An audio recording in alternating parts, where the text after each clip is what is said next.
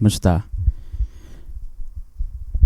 This time I'm going to review a TV series. If you haven't watched The Last of Us na TV series sa HBO, go watch it. It's really good. So spoilers ahead, I'm going to talk about some details regarding episode 1 and episode 2. And yeah, I'm just gonna rave about it kasi I'm a huge fan of The Last of Us na game. Way back in 2013, I think, 9 years ago. When I saw the gameplay trailer, I was already very hooked. So, may papakita ako na picture. During that time, I was waiting for the demo. The demo na game ng Last of Us. Demo kasi yung unang ni-release nila. Just for the players to have a taste of the game. Funny kasi 9 years ago hindi pa ganoon kabilis yung natin, internet speed. So I waited for 2 hours just to be able to download a 135 na megabytes na file to download a 1 gigabyte na file. So I was waiting for 2 hours for it to be downloadable, and then waited another 4 hours, I think, for it to be completely downloaded and be able to play the game. So, ganoon ako ka fan ng game, both sa 1 and 2. So that I'm very happy for the adaptation sa TV series because HBO was able to nail it. Maganda yung director kasi si Mazin. If you are not familiar with the Chernobyl na miniseries, it was very well done din. And maganda yung pagkagawa. Wala akong reklamo sa TV series. Lahat ng mga na feel ko dati when I was playing the game, na feel ko now as nag-enjoy na lang sa TV series. So it's really good. If you haven't watched it, go watch it kasi it's highly recommended. And what I'm going to talk about is yung specific na topic doon about doon sa first episode na nag-usap yung parang nag-time travel back tayo sa 1960s, 1968 in particular doon sa series. And yung napag-usapan nila is what would end our species. Is it the virus? Yung isang scientist sabi oo kasi they're very lethal sila. They are very microscopic, hindi natin nakikita. Mabilis silang mag-infect ng other human beings, and lahat tayo we experienced that during the pandemic 2 to 3 years ago. 3 years ago we experienced the pandemic na virus yung kalaban natin, and maraming tao ang namatay. So it's relatable. But then there's this other guy who mentioned about fungus. So parang tumawa pa nga yung yung audience kasi fungus, we have fungus. I mean, we've experienced fungal infection in some point of our lives, hindi tayo naliligo, and fungal cream lang naman yung kalaban ng fungus, 'di ba? So pero iba pala yung ibig sabihin niya. He's talking about a fungus that will enter our body and will destroy us from within, gagaya ng ginagawa ng virus that's trying to destroy us from within. And it's a scary na na idea. And at first sinabi pa doon ng scientist na wala daw cure, wala daw vaccine. And at first akala ko over exaggeration lang to kasi TV series to. It's not related to an actual science. No medicine, no cure. We have medicine, we have cure, we have the greatest scientists ever. Of course, there's no cure for cancer yet and all the other ailments, but lahat ng mga lethal or fatal na mga sakit natin dati nasosolve ng medicine na community natin. Meron na tayong cure sa TB na mga sa dati pa is very dangerous. Meron na tayong vaccine sa polio. And so I was very parang tawag doon, positive ako sa future with our medicine. Meron pa nga tayong vaccine na na-come up na ang bilis pa when the COVID-19 showed up, 'di ba? May na-produce tayong vaccine. So I was hopeful, I was positive, I was optimistic with our future given na ganoon na ang advancement ng science, but hindi pala ganoon when it comes to fungus. So after watching that episode, I was really curious sa kung ano pala ang nature ng mga fungi and why do they behave like that. Before, if you watch my video, meron akong natakol about viruses and na-relate ko siya sa topic about evolution. Now I'm going to talk about it in a way na sa perspective naman ng mga fungus.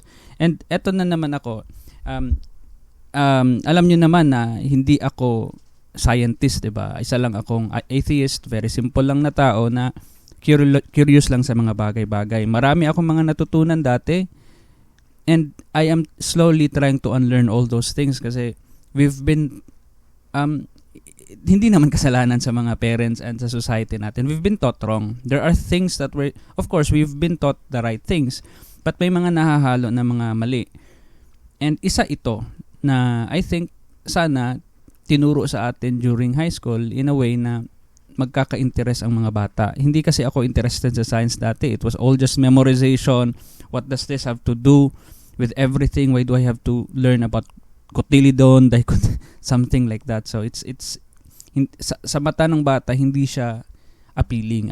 Just want to play, no? But I realized na hey, if our teachers taught us in a way that's na entertaining sana, ginawa sanang parang kwento, I would be hooked into learning more about fungi, Kasi yun, it's related sa life.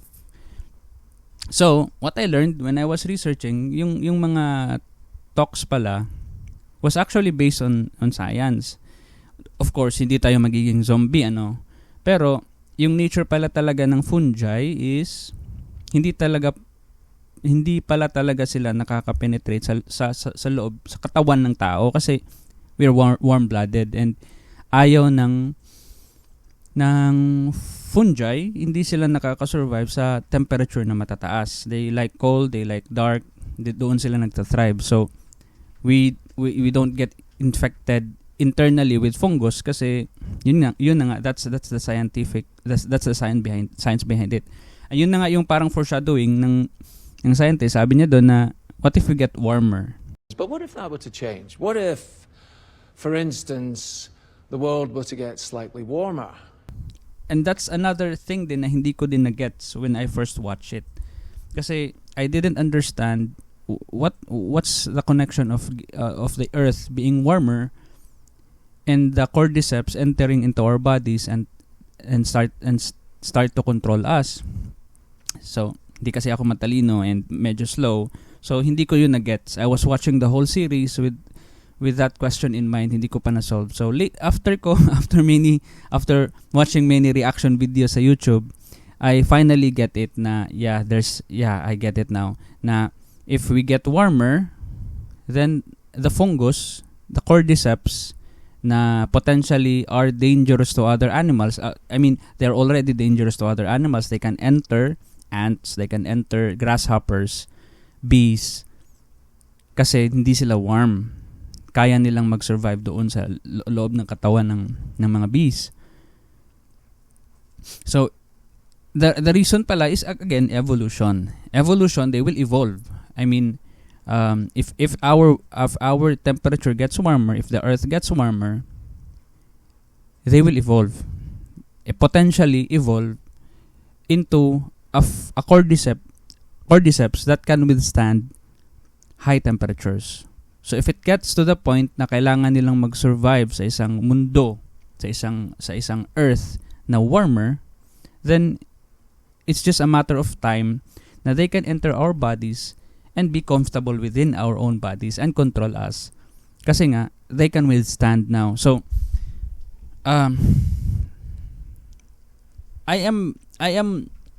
I'm interested in I'm more interested in talking about the science behind kasi para akong si Ellie if you watch episode 2 when Ellie entered the hotel and may nakita siyang bell and pinush niya yun, and she was like pretending to be like a bellboy or she's pretending to be a customer sa hotel. So I'm like that. I am still learning evolution, and I'm always learning every day. And ang ganda sa feeling na yung mga confusion mo about it is slowly nawawala. Yung mga learnings mo na mga mali dati ay slowly nawawala. Isa sa mga na-learn ko is ang hirap i-communicate ng evolution sa common na tao. Kanina, sinabi ko, they will evolve into something that will enter our bodies. See, notice the words that I used. They will evolve. It's like they're conscious, ano? It's like we're talking about fungus that are conscious like us, na they will evolve. Like, can we evolve? Can we do that? Can we choose to evolve? It's not like that. They didn't choose to evolve. Just think about fungus now. It's billions of microorganisms in just a single plate na specimen na nakikita mo. And imagine the varieties of fungus in there. It's a single species. Let's talk about cordyceps, but they can produce replicas of themselves. But there are variations, billions of variations, tiny variations na reproduce almost every day. So the idea about the earth getting warmer is that every day nagre-reproduce sila, and there are variations, and then those small population of variations that can withstand a fluke lang sila ng nature, they just randomly exist, and sila yung nag-survive sa weather na kinda warmer. And what happens if that kind of variation exists? They will reproduce again with replicas of themselves. There will be variations of cordyceps that withstand a bit warmer than their parents, or exact replica of themselves. So you can imagine na they didn't choose to evolve into a warmer climate. They just have the resources to reproduce billions of replicas of themselves, and it just so happens that one random mutation survived, and siya ang nag-reproduce, and siya ang species that was allowed to live for another day. The rest of the replicas na hindi kayang withstand ng heat died. He survived, it reproduced replicas of itself na can withstand warm heat, and they will again reproduce variations of itself that can withstand another level of heat. And that's evolution. And that's something that I am struggling to understand with my own understanding of it, kasi ang language natin is really hard to explain how it works. They evolve. It's like, what? They decided to evolve? Are they conscious? Are they aware of their surroundings? It's not like that. And it's beautiful. I was really parang na enlightened, kasi ang daming confusion dito sa mundo eh, and small information like that is really parang enlightening, and it makes me happy na hindi na ako, I'm less confused by the day. I'm understanding more the science behind things every day. And isa pa, yung na-mention na where penicillin came from, sorry, hindi ko alam yun. Where do we get penicillin from? Fungus. Oh. So, hindi ko alam yun. And I was also surprised in learning na galing pala sa fungi yung penicillin natin. And it's through the movie na The Last of Us, yung first episode, na fungi pala ang antibacterial. So, my wife, I told my wife about it, and she was already very aware of it kasi nurse siya, nag-aral siya ng nursing, and alam niya na yun. Hindi niya ako tinuruan. But I could have been very my mind could have been blown if she told me earlier na fungi pala yung mga iniinom natin na gamot para awayin yung, not fungi but siguro not artificial, but kanang tawag doon, chemically reproduced na siya, na siguro may ganito ang chemical compound ng isang fungi, kinopya ng mga scientist para mainom natin, para kalabanin yung mga bakterya. So as I was searching about fungi, na learn ko na they've already existed in Earth for billions of years, and that means they have withstand the different kinds of tests na dito sa mundo. They withstand the dozens of ice ages na dumaan tayo. They withstand yung theory na may bumagsak daw na asteroid dito sa mundo and it wiped out all of our dinosaurs. They were able to survive that. So, alam nila how to navigate Earth. They're the best survivors dito, not us. We've just existed for hundred thousands of years. Who knows what will happen in the coming years, diba? What challenges are laid ahead for us. They have already survived those. We don't know how to survive those yet. So don't be so confident na we are the apex dito sa mundo, and ang daming natural things could happen that will wipe us out, and fungus was able to survive. The fungus na species was able to survive those. So I was very happy to learn na kalaban pala ang bacteria and fungus. Fungus can form a symbiotic relationship with plants. They can trade. So nagbibigay ko na ng sugar ang plants, at the same time may iti-trade din ang fungus para mabuhay yung plant. So it's a symbiotic relationship. Hindi sila parasites sa each other. They can live together, the plants and the fungus. But for some reason, siguro iba na yung evolution na path ng bacteria, and iba na din yung evolution path ng fungi. Kapag nagdikit sila dalawa, matatalo talaga ang bacteria. Mamamatay talaga ang bacteria. And kaya may penicillin. It's an antibacterial na kind of fungi na when you ingest it will fight off the bacteria and it will kill it, and we will get cured. Mawawala ang bacteria sa loob ng katawan natin.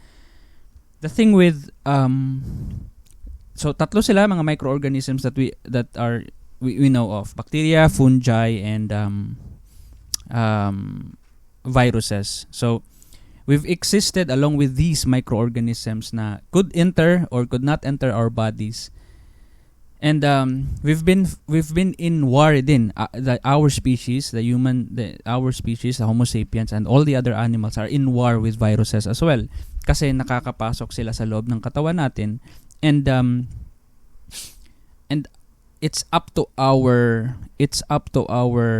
antibodies to fight off the viruses. So we've learned to fight viruses. Our internals, not us na nakikiboxing tayo. No, our internals na mga natin, mga stuff, mga antibodies. They've learned to fight.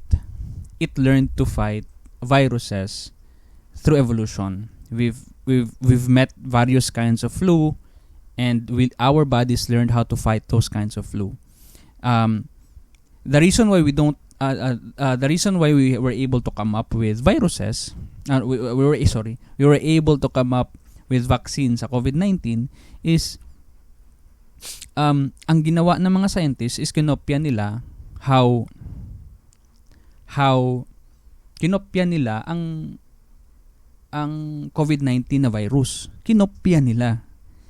That's the vaccine actually. Kaya nagkakalagnat ka when you get injected with the COVID-19. You were injected with the same kind of virus ng COVID-19.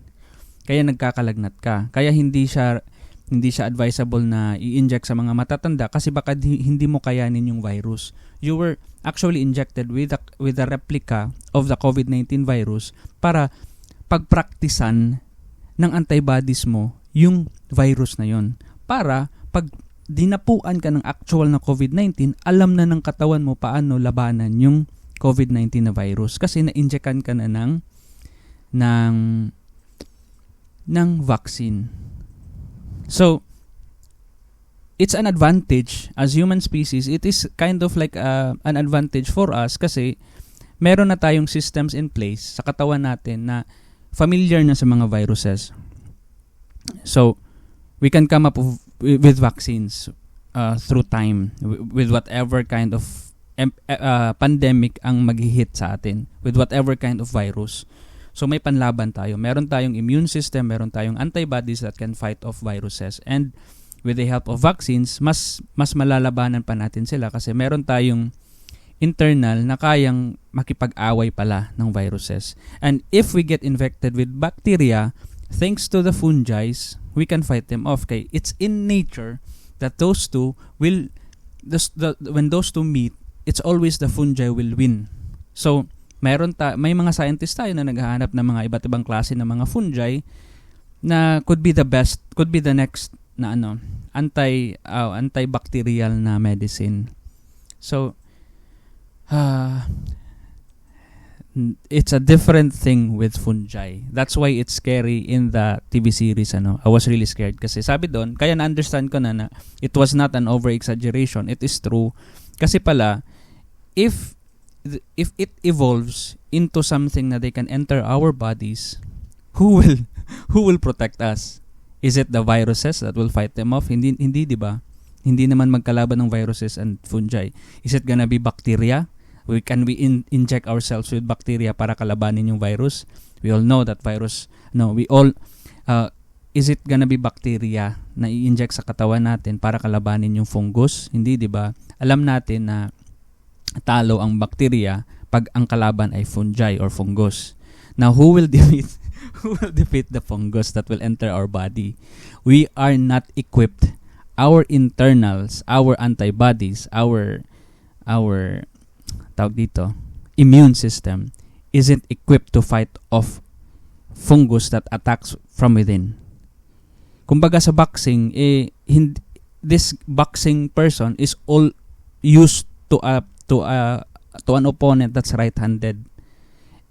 Kaya maraming natatalo si Manny Pacquiao kasi unique siya, left-handed siya. Hindi awkward makipag-boxing, hindi siya praktisado sa isang fighter that fights from his left hand. So it's something like that. We haven't evolved to fight fungus. Our internals weren't evolved to fight fungi. Yes, viruses pwede. And bacteria, thanks to fungi. But what about fungi? Yes, there's no cure. Potentially no vaccine. And we will lose.